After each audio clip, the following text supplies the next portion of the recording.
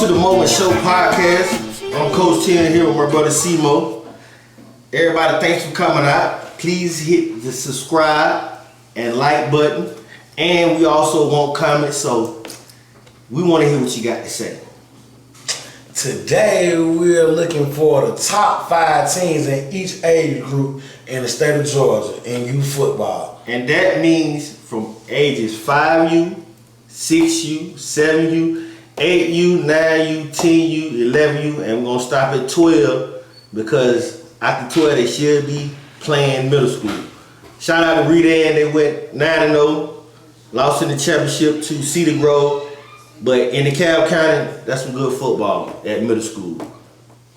Alright, so what the top 5 teams? What we looking like? Well, really what I want in the comments, we want to bring some coaches in the state of Georgia. If you think you're a top 5 team, we want to bring you on the live, or we want to bring you in the studio, and we want to talk about it. Also, we want to invite some top players too in that age group via live, or if you come in the studio, we want to see that. So that's just something we want to bring to the community of football.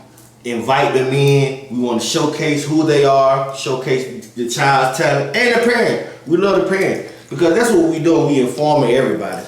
At this point right now, I want to know, out of all age groups in the state of Georgia, what's the number 1 ranked team out of all age groups? You know what I mean? Like, overall, like, what team is ranked number 1?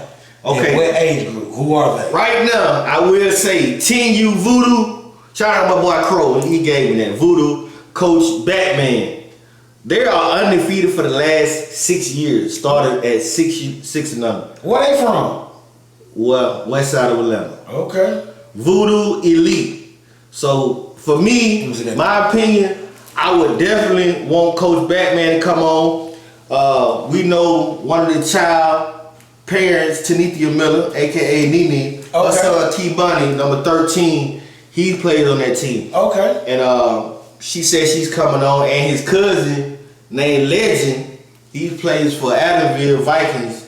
We want to bring them on too. So those 2 top 1 and 3 players on team that we want to invite to the studio. I done heard about them Adamville Vikings. Voodoo Elite. Hold on. Adamville Vikings is synonymous with Coach Tim Wynn. He won like 10 state championships in the state of Georgia. And that's back when teams was going to Florida playing national youth championship. Tim Wynn is associated with Adamville Vikings. He legendary all over the South. Not just the South. I remember back in the day we used to go to Sarasota, Florida, go down there and put it on them boys. Let me say this. You know what I'm saying? That was what we used to do. That was Jordan U. Jordan U was bar none the best in the nation. When you say Pop Warner, it was Jordan U. Nobody really can compete with Jordan U back in the day. And that's not biased to any organization. If you came out of Jordan U, you pretty much was the best in the nation in park ball, youth football. Good football in Jordan U. That's correct. Definitely. All right, I want to ask you this. Back to the team showtime. We talked about Voodoo and we talked about the Adamville team. Anybody else that we need to talk about, you know? Let me say this, Coach Howard. And I want to bring Coach Howard in. Coach Howard has a team called Lambo, but they out of Central DeKalb. But that's their nickname, and we got to get into that too. When you say Lambo, it's like Lambo Field? Lambo like the car. Oh, the car Lambo. They call themselves Lambo, meaning they're extravagant. I got you. They're foreign. Okay. Like they're not domestic. They otherworldly. And I like that nickname. Coach Howard is definitely a character. And I'm gonna shout out Coach Barrett. I've been seeing them since 6U, and I got a brother of mine. Well, he my homeboy, but I call him my brother. Tony Barnett's son plays on that team as well. But they got a kid named Mello, running back, so special. Mello reminds me of a Ron Dane, like a big, fast running back, and he been like that since he was 5 years old. Okay. But now he's 12U. They got like 35 players on the team.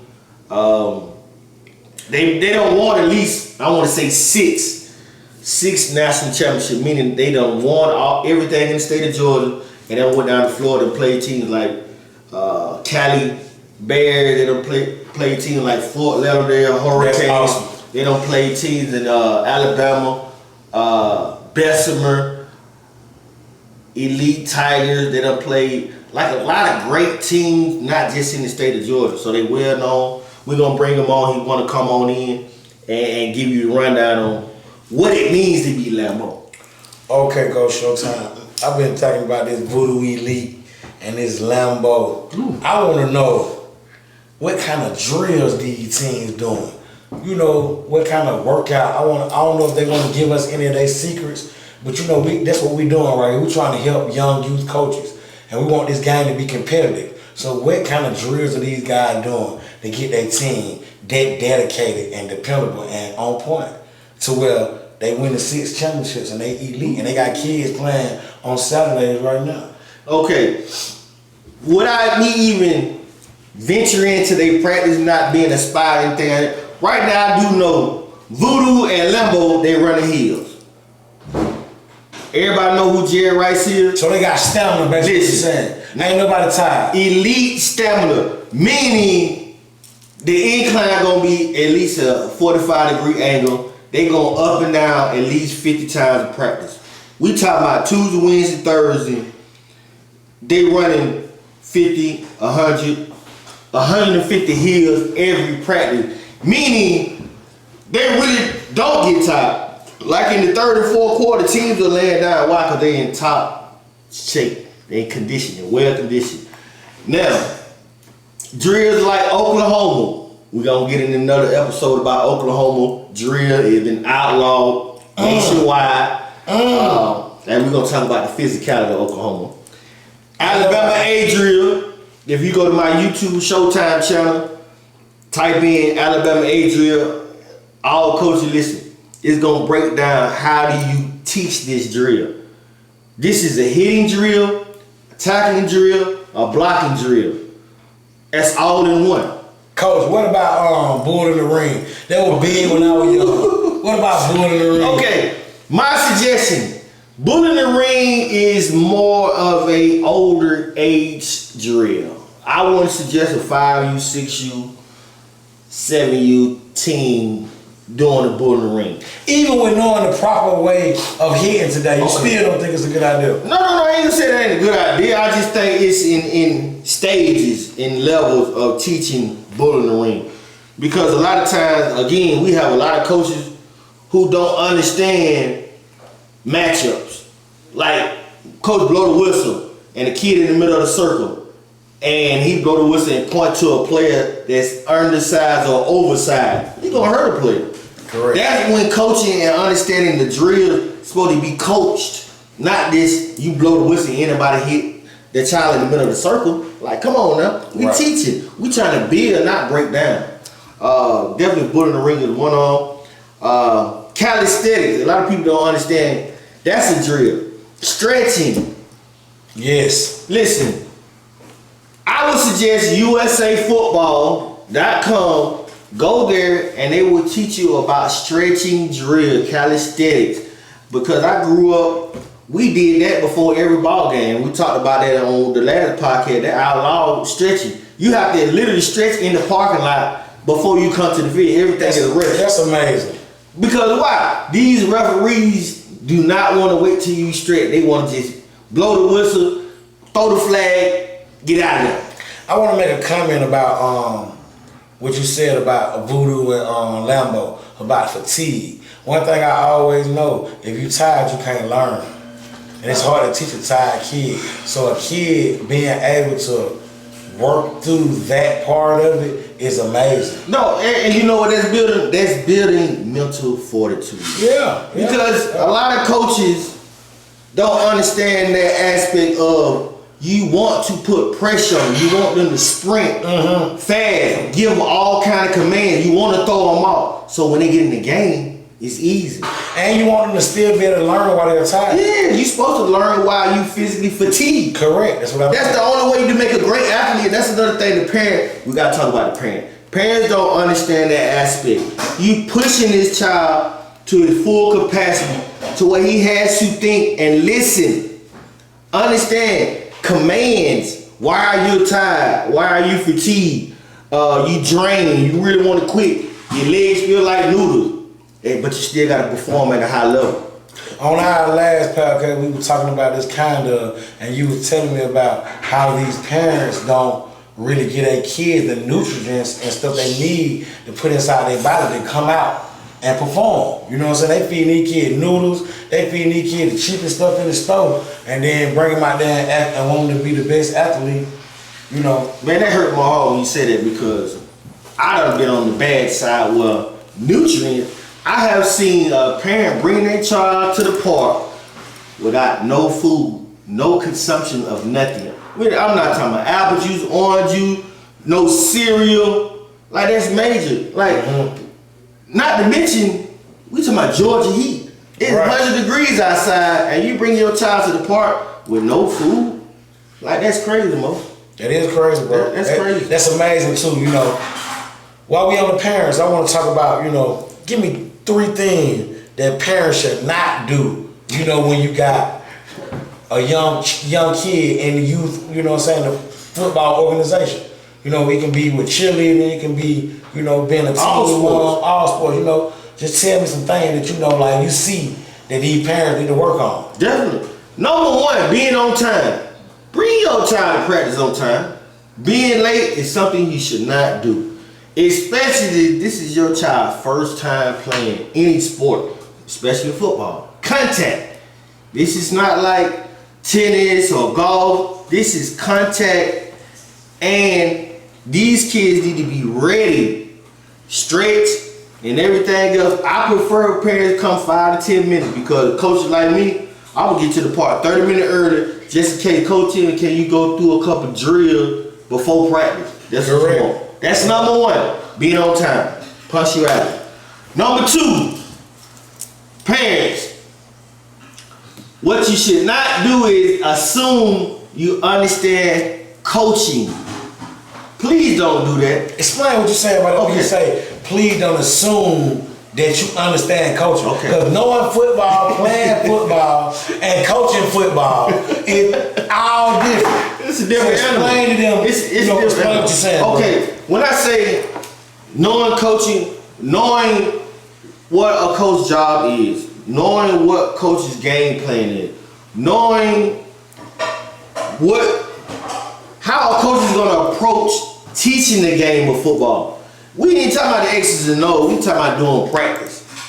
How is a coach going to get the best out of your child, and how you going to coach him? Have a sit down with the coaches. Ask questions. I mean, by all means, I'm a coach. I love coaching. And I tell parents doing team meetings, team mom meetings, any questions. Then we have a group message board. Please, you can side message me, Coach Tim. I want to understand the game more. And that's all sport. You got a parent like that, you gonna succeed. But assuming you know the coach's game plan, you done failed already. So that's number 2. Number 3, don't be irate in the stands. We want you to cheer for your child. We want you to scream, yell. Back in the day we had cowbells, we had jug gallon of milk with pennies in it. Be loud and proud for your child and the team.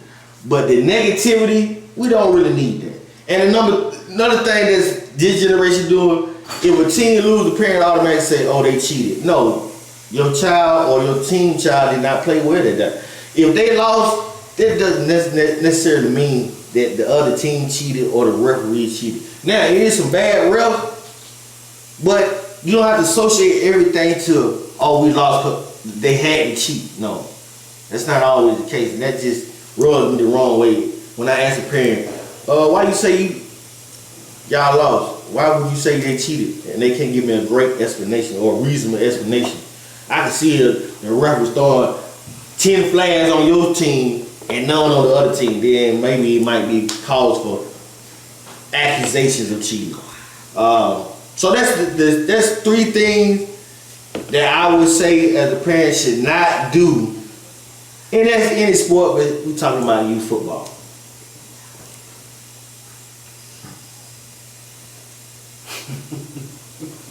Keep going, nigga. That's all I got on that. I can't give you nothing. That's just the 3 things we got. And if anybody on the live got any questions, please feel free to ask us. I know one thing I want to say. We were talking about this the other day, and it's about, you know, back to the parenting part. It was more about us. It wasn't about the parent. When it started being on Facebook, being on Instagram, all that, I couldn't imagine Judy ever doing anything like that. It's a new age. It's a new day. I'm not one of the parents or coaches to be like, well, it might be a little bit too much. I would say if it's beneficial, then yes, I agree with it. But when it starts being negative towards your child or the team, I don't think it's good. Because I have seen a lot of social media team pages where it enlights a fire within the parents. Where they galvanize around, oh yeah, we're on Facebook, look at my team, yada yada yada, and talk trash on the low, but at the end of the day, it's about their child and they promoting it. That also brings more players to that organization or their team. But the negative part is when you try to be a cyber bully on social media and you talking trash, now you want to go to war. Example, people bringing weapons to the field, people doing all kind of stuff at the field because of what somebody said on social media. That's what we don't want.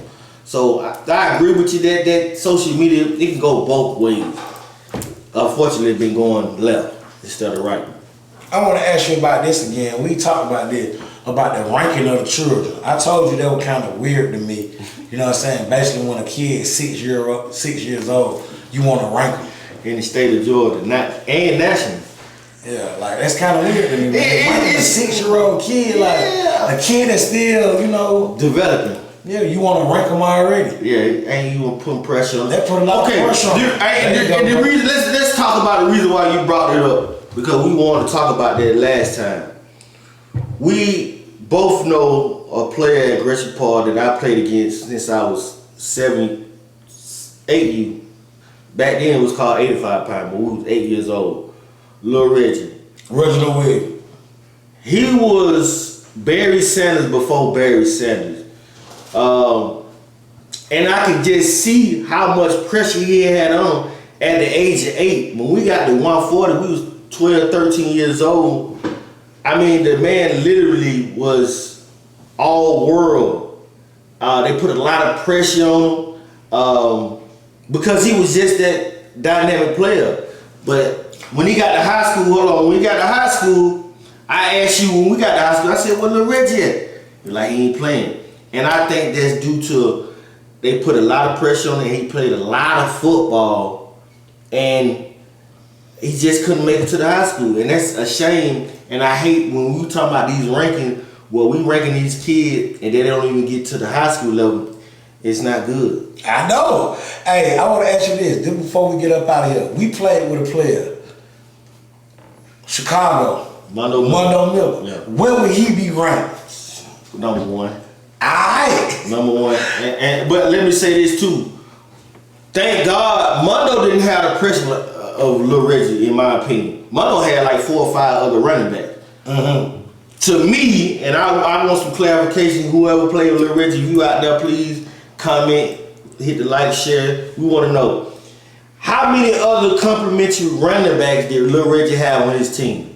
Because I know. Hey, Mr. Henderson, his dad used to complain about it. They used to run that boy to death, man. Mo, I'm talking about at 8 years old. I'm not a coach. I'm just somebody on the other side of the field. When I mean they use that man like Barry Sanders, he got the ball out of, okay, it's 30 plays, running plays in the game. He ran the ball 25 times. The key to this is what we're gonna talk about, ranking these children.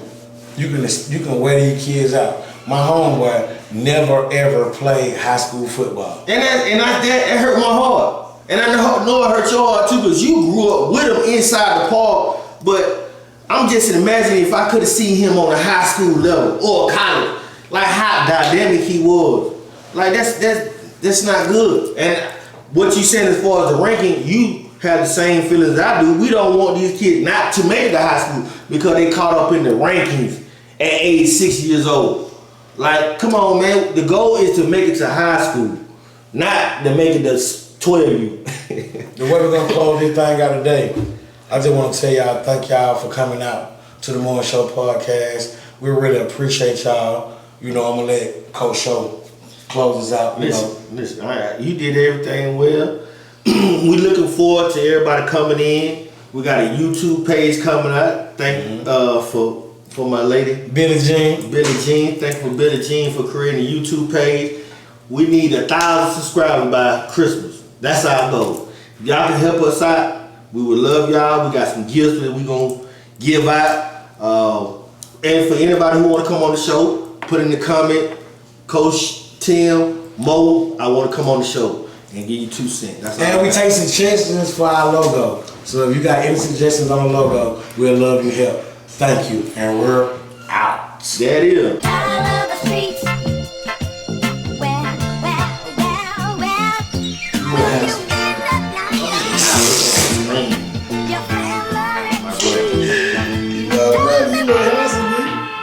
You just said we were ugly. No, you said we was on the shop list. Yeah. Fujo Drive. Real foods on that. You can find me in the hood. It's all good. Pulling up slow, gripping diamonds against the